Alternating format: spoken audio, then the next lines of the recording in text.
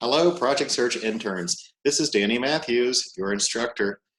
Today, I'm going to give you a presentation, PowerPoint presentation that should cover pretty much everything, the major points of what we've been talking about in our remote learning sessions these last few weeks. So I'm going to take everyone through that.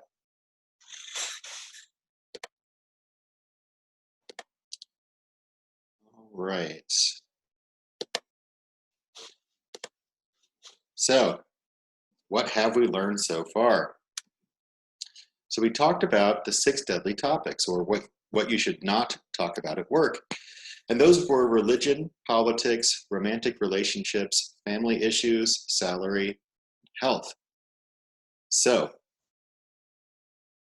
with religion and politics, those are really subjects that can cause conflicts. Both of those things can cause conflicts with your coworkers. People might start arguing about these things.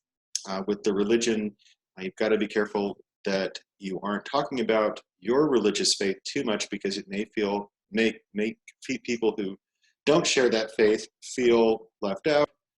It could create some resentment, and it can cause loss of productivity. And with politics, it's kind of similar.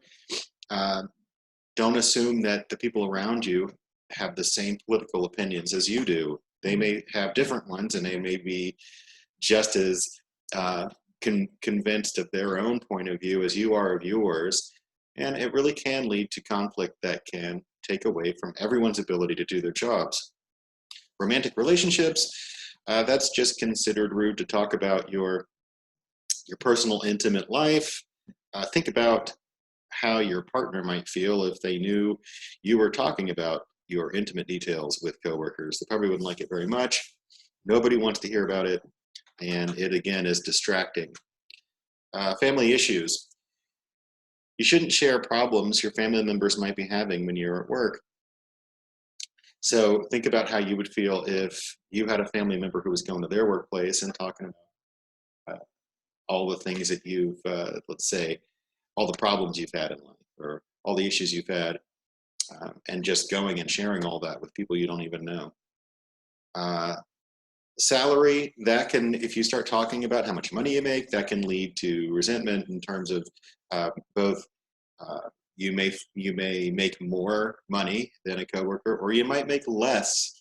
So if you go around talking about how much money you make, it can cause resentment both on your part, possibly coming from your coworkers toward you. Your health concerns are your own business. You should only discuss it with family, close friends, and your doctor.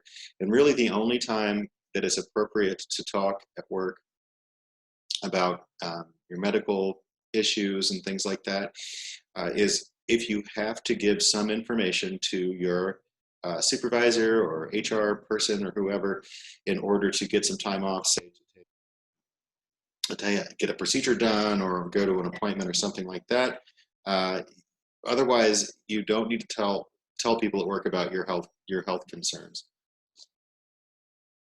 So we talked about the worst things you can possibly say to your boss, and got a summary here of those things. Don't roll your eyes, no matter what's being said. That's considered very rude and condescending.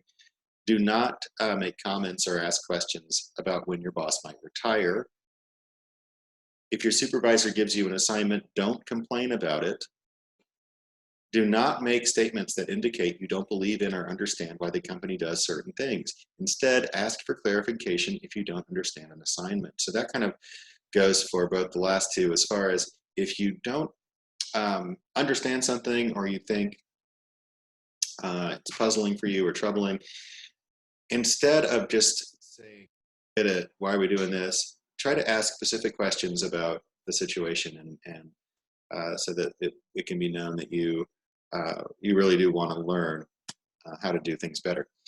Don't refuse to perform a task just because it is not in your normal routine. So, in other words, don't say, "Hey, that's not my job description. Go find somebody else to do that." Never do that. Take it as an opportunity to learn a new task, and it will show your supervisor, your company that you work for, that you're someone who can be relied upon, and maybe one day you could get a raise or promotion or something great like that if you take on those new responsibilities. If you're told to do something differently, don't argue, just make the needed changes. So don't say things like, hey, come on, I'm just doing this the way you showed me to do it. That may be true, but maybe, sometimes things change in the workplace. I might have to start doing things a different way. So if you're told by a supervisor, hey, you need to do this differently, just go ahead and make those changes to your routine. When customers complain, do not complain about the complaints. Use the information to figure out how to meet customers' needs more effectively. So especially if you're in a service-oriented job, if you are, say, serving customers in a restaurant, that type of thing, where you have to interact with customers and they make a complaint about something, that's the nature of that type of work. And what you should do with that information is listen to it and think, well, maybe I can do things differently the next time so that people will be more satisfied. All right, environmental factors. The main categories here of environmental factors are location, that's indoors, outdoors, what type of building and that kind of thing. Noise level, lighting level, work hours, is it first shift, second shift, is it night shift? Amount of movement, is it the type of job that you have to walk, stand, move around, pick things up, bend over, stuff like that? Is it a job where you're sitting most of the time? That kind of thing. Cleanliness and odors, is the work environment one where you may, because of the nature of the work, you may say get muddy, or maybe water splashes on you, or that kind of thing. Maybe there's some stuff that doesn't smell very good involved in the work. Or, maybe it's an office space where things are very much kind of the opposite. Everything's very clean and orderly. So work attire, what kind of clothes do you need to wear while you're doing the job? Is it business clothes? Is it business casual, a uniform? There are a lot of different things there. Structure and predictability. So what that refers to is the regularity of the tasks you do and the time of day you do them, the days of the week you're going to work, those types of things. So jobs can vary a lot. Some jobs will be the same work hours with basically the same routine every day for years. Other jobs might change up frequently. Maybe even day to day, you may not be sure exactly what you're going to do when you arrive at work, and a lot of variation in between. And then work pace, which simply means is the work, are they tasks that need to be done very quickly, one after another, or maybe it's a slower pace but more detailed, so that you might only have one or two big tasks for an entire shift, but they require your full attention and are just longer tasks to do, perhaps. Good health habits. So we have a checklist here of good health habits. So eat 3 balanced meals a day, avoid sugary snacks and soda. Exercise every day for at least 20 minutes. Walking, swimming, team sports, and dancing are all good ways to get exercise. Sleep 8 hours every night. To prevent the spread of illness, wash your hands, cover your face when you cough or sneeze, and do not touch potentially contaminated materials.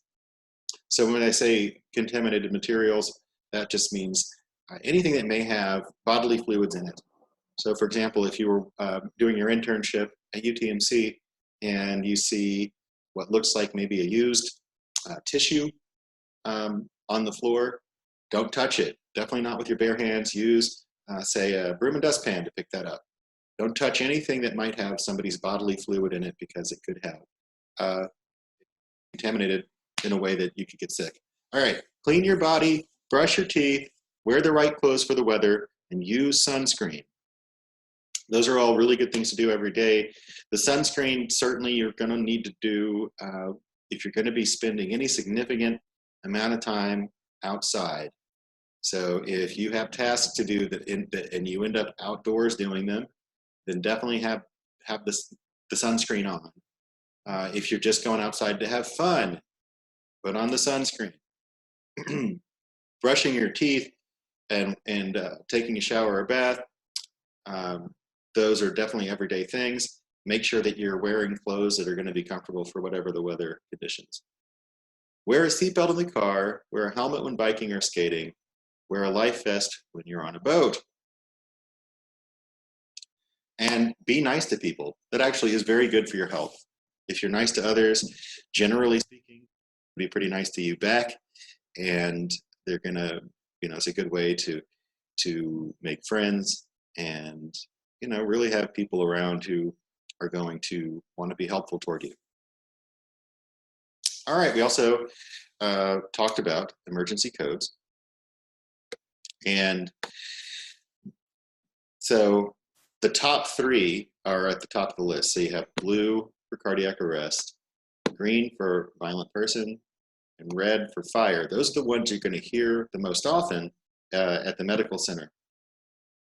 Now, the other codes down the list you may also hear, but they're not going to be as common. So we have orange for hazardous incident, pink for infant child abduction, gray for tornado, yellow for mass casualty surge, purple for shooter hostage situation. If you hear echo, that means that everyone must evacuate right away.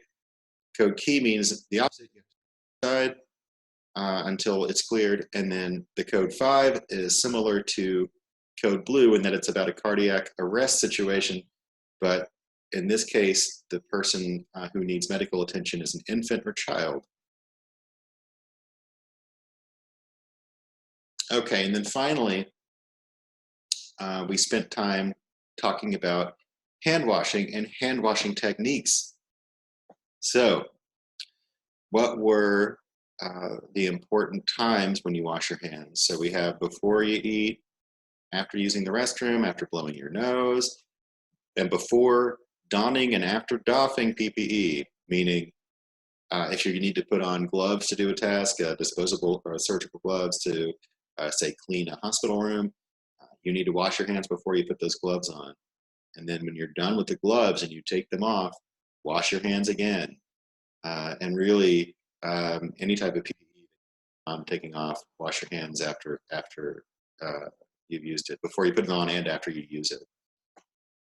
Then we had our basic steps of effective hand washing, as demonstrated by our guest speaker, Jeannie. She showed us her method, which was quite good. So we're going to turn the water on, get the soap, and then scrubbing the hands together, including top, bottom, between fingers, and up the wrist. Now you're going to need to scrub your hands together for at least 20 seconds. Then you rinse off all that soap, all that lather. Make sure you rinse it all off of your hands. Then you're going to dry your hands. And if you can, you take the towel you dry your hands with and turn off the water with the towel rather than with your bare hand. And remember you can sing a simple song, little nursery rhymes or the happy birthday song, but something simple that you know is going to last for 20 seconds or more. And you're going to sing that while you scrub those hands together to make sure that you're scrubbing them together long enough. 20 seconds with the soap and water is the amount of time you need to rub together in order to kill all those germs that can get you sick that are on your hands. All right. So that pretty much does it for our review. So what we'll do after you've watched the review is we'll get together and we're going to do actually, I hope, you'll find a pretty fun activity at our Zoom meeting when we go back over everything that I presented in this PowerPoint today. So looking forward to seeing you then, and goodbye.